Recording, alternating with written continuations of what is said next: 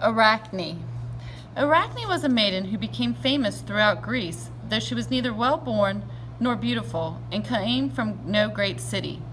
She lived in an obscure little village, and her father was a humble dyer of wool.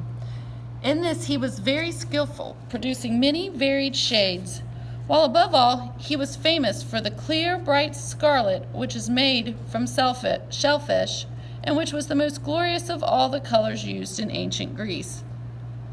Even more skillful than her father was Arachne. It was her task to spin the fleecy wool into a fine, soft thread and to weave it into cloth on the high, standing loom within the cottage. Arachne was small and pale from much working. Her eyes were light, and her hair was dusty brown. Yet she was quick and graceful, and her fingers, roughened as they were, went so fast that it was hard to follow their flickering movements.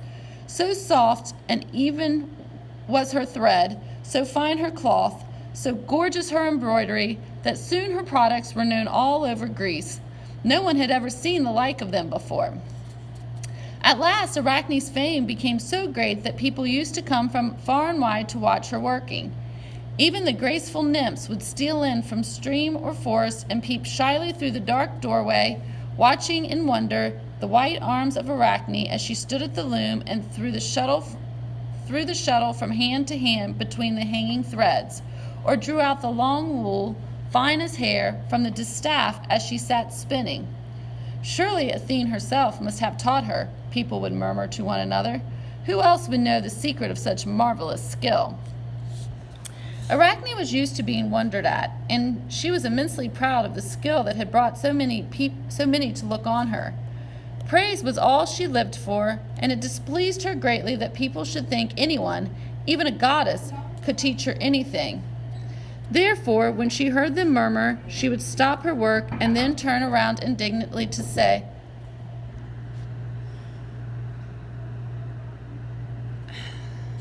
"With my own 10 fingers I gained this skill, and by hard practice from early morning till night. I never had time to stand looking as you people do while another maiden worked.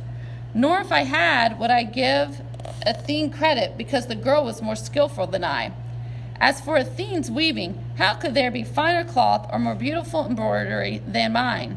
If Athene herself were to come down and compete with me, she could do no better than I." One day, when Arachne turned around with such words, an old woman answered her, a gray old woman, bent and very poor, who stood leaning on a staff and peering at Arachne amid the crowds of onlookers. "Reckless girl," she said, "how dare you claim to be equal to the immortal gods themselves? I am an old woman and have seen much. Take my advice and ask pardon of Athene for your words.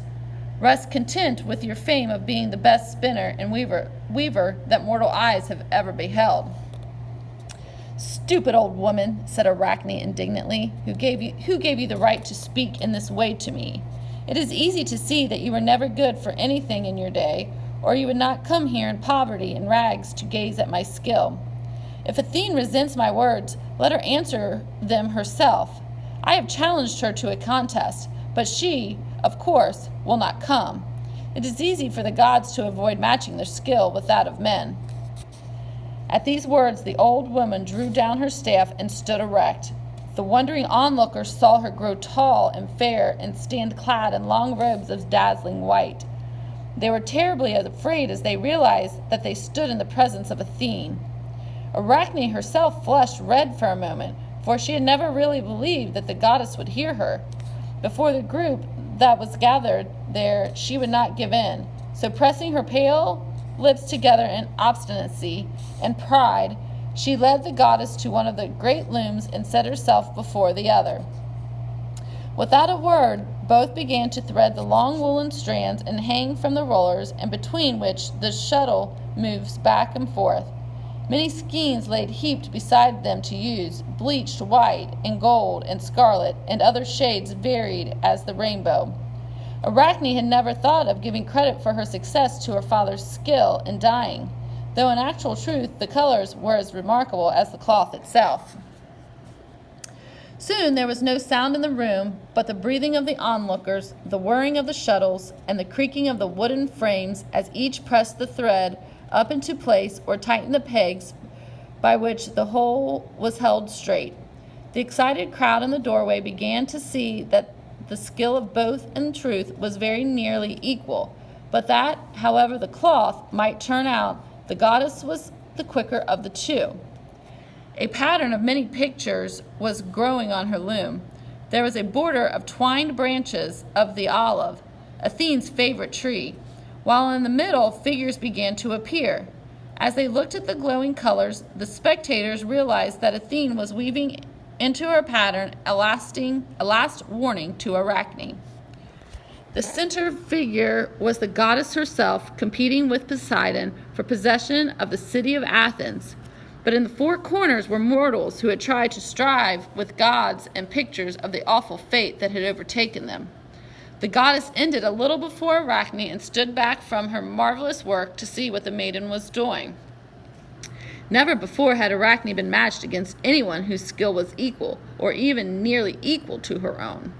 As she stole glances from time to time at Athene and saw the goddess working swiftly, calmly, and always a little faster than herself, she became angry instead of frightened, and an evil thought came into her head. Thus, as Athene stepped back a pace to watch Arachne finishing her work, she saw that the maiden had taken her design, a pattern of scenes which showed evil or unworthy actions of the gods, how they had deceived fair maidens, resorted to trickery, and appeared on earth from time to time in the form of poor and humble people. When the goddess saw this insult glowing in bright colors on Arachne's loom, she did not wait while the cloth was judged, but stepped forward, her gray eyes blazing with anger, and tore Arachne's work across. Then she struck Arachne across the face. Arachne stood there a moment, struggling with anger, fear, and pride. "I will not live under this insult," she cried, and seizing a rope from the wall, she made a noose and would have hanged herself. The goddess touched the rope and touched the maiden. "Live on, wicked girl," she said. "Live on and spin both you and your descendants. When men look at you, they may remember that it is not wise to strive with Athene." At that, the body of Arachne shriveled up, and her legs grew tiny, spindly, and distorted. There, before the eyes of the spectators, hung a little dusty brown spider on a slender thread. All spiders descend from Arachne, and as the Greeks watched them spinning their thread wonderfully fine, they remembered the contest with Athene and thought that it was not right for even the best of men to claim equality with the gods.